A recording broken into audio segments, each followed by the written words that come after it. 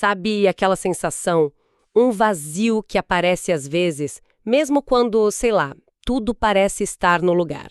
Você tá vivendo meio no automático, sabe? Seguindo um roteiro. Mas lá no fundo tem uma pergunta que não cala. Pra que tudo isso? Pois é. E essa pergunta, essa inquietação, é exatamente o nosso ponto de partida hoje. A gente vai mergulhar hoje no livro A Resposta Está na Alma, de Aloísio Fontes. E a proposta dele é ousada. Ele diz que esse vazio não é um defeito nosso, é um chamado. Um chamado. É, um convite da nossa própria alma para a gente olhar um pouco além da superfície das coisas. Nossa análise vai seguir essa lógica do livro de entender a vida não como uma série de acasos, mas como um plano maior. Com um propósito. E com leis próprias. Certo, vamos começar por essa ideia do vazio, porque acho que muita gente se identifica com isso. Mas peraí, é importante distinguir, o livro está falando de uma tristeza, talvez uma depressão, ou é outra coisa? Ótima pergunta. E a distinção é assim, fundamental. O livro não olha para isso de um ponto de vista clínico, psicológico. É uma abordagem espiritual. Não é sobre faltar felicidade. É sobre faltar sentido. Ah, boa. É aquela coisa, você pode conquistar tudo que a sociedade diz que traz felicidade, carreira, família, bens, e mesmo assim sentir que falta uma peça. E essa peça seria o quê? A conexão com um propósito maior. O autor descreve esse vazio não como uma fraqueza, mas como, tipo, uma campainha interna. Uma campainha, gostei da imagem. É como se a nossa parte mais profunda, que o livro chama de alma, né? Isso. Tivesse tentando dizer, ei, tem mais coisa aqui do que só pagar a conta e esperar o fim de semana. Exatamente. E essa campainha, ela nos força a encarar aquelas perguntas que a gente costuma, né, varrer para debaixo do tapete. O capítulo 2 é todo sobre isso. Quem sou eu de verdade?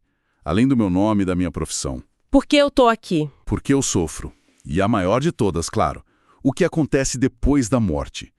O que ele diz é que, mesmo sem a gente parar para pensar nisso, as respostas que a gente dá, ou a falta de respostas, é a base de tudo. A gente constrói a vida inteira em cima disso. Faz todo sentido. Se alguém acredita que a vida é só isso aqui, e pronto, acabou.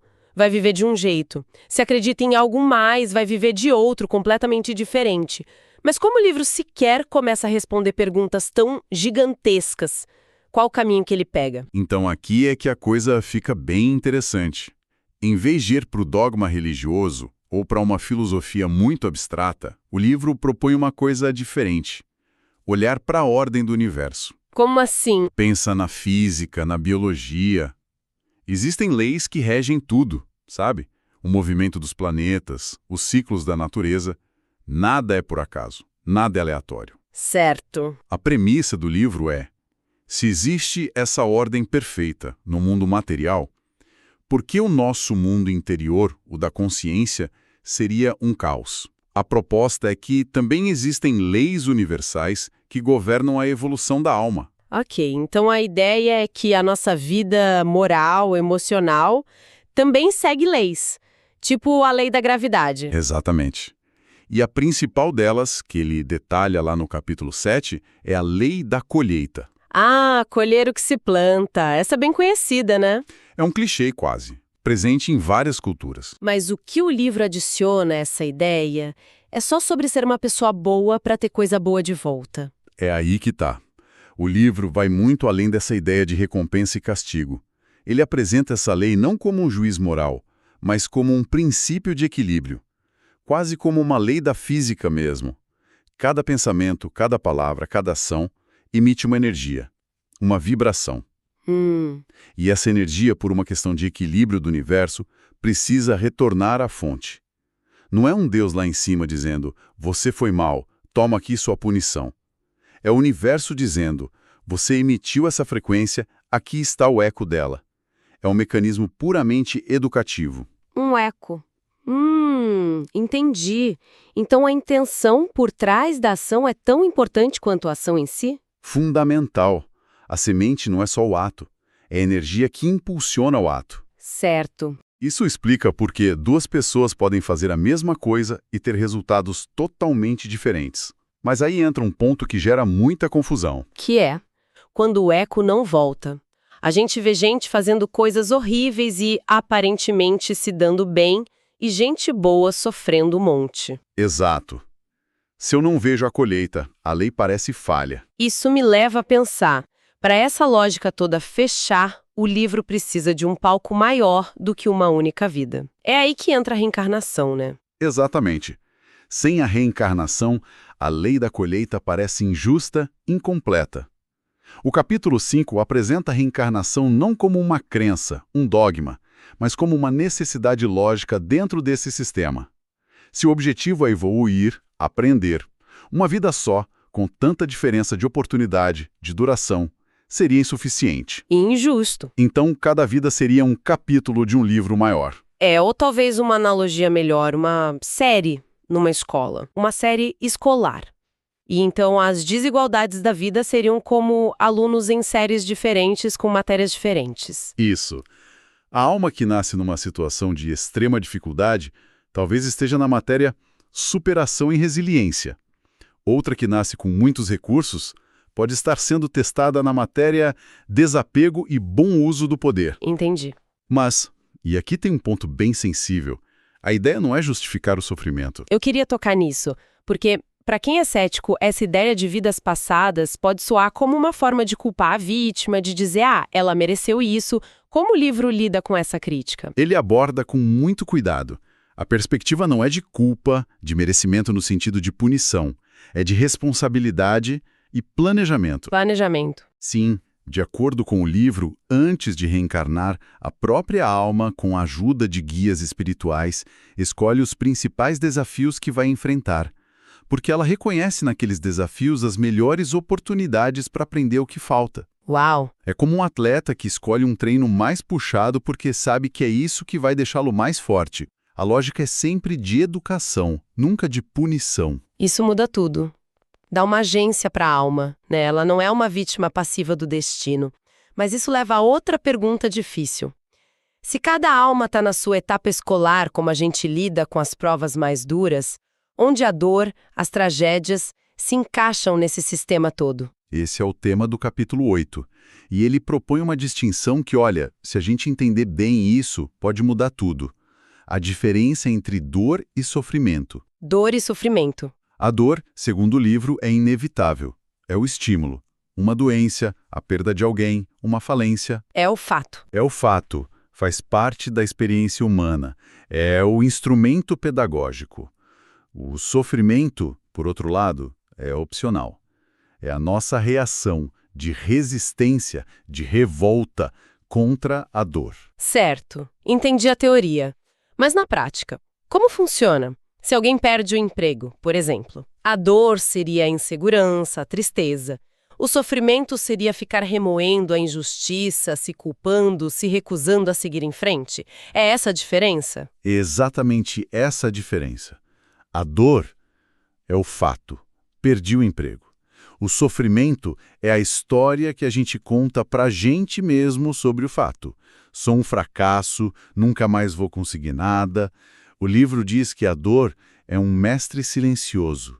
Ela nos força a desenvolver paciência, empatia, coragem. Já o sofrimento, ele nos aprisiona. É a areia movediça da mente. Certo.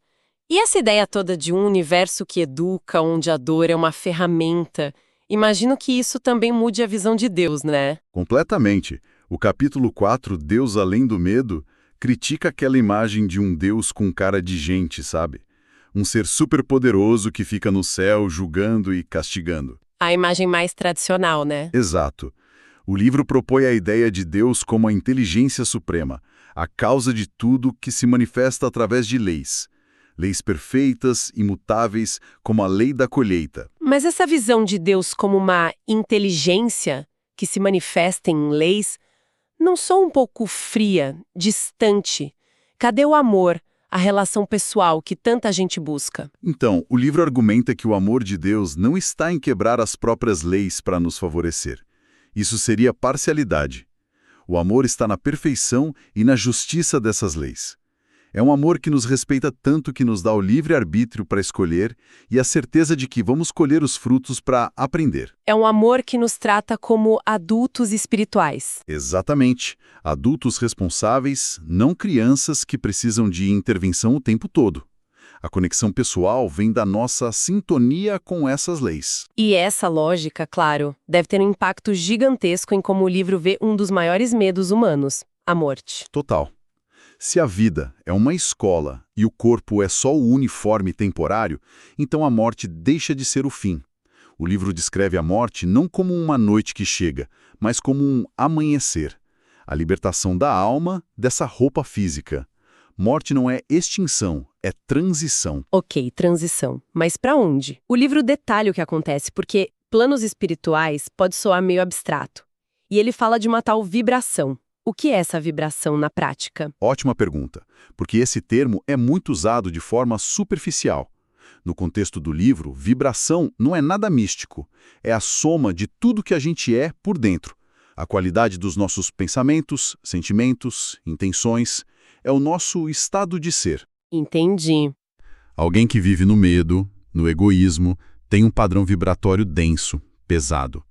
Quem cultiva amor, compaixão, perdão, tem um padrão mais leve. Então, depois da morte, não vamos para um céu ou inferno pré-definido, mas somos atraídos para um lugar que combina com o nosso estado interior, tipo um rádio sintonizando a estação da mesma frequência. A analogia do rádio é perfeita. O capítulo 9 explica isso. A alma é atraída por afinidade para comunidades espirituais onde ela se sente em casa. Lá ela reencontra outras almas, reflete sobre a vida que passou, estuda, se prepara para novas etapas. Isso tira muito do peso da morte, né? Deixa de ser um abismo desconhecido. E vira uma passagem, uma continuação natural da jornada. Certo, a teoria é fascinante, forma um sistema bem coeso. Mas vamos trazer isso para o chão, para a vida real. Como tudo isso impacta o que eu faço na segunda-feira de manhã? O capítulo 10 fala de viver com consciência e propósito.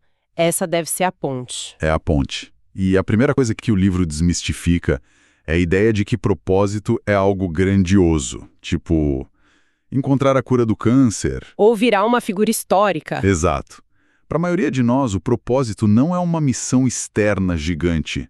É uma jornada interna que aparece nas pequenas coisas do dia a dia. Isso é mais fácil de falar do que de fazer.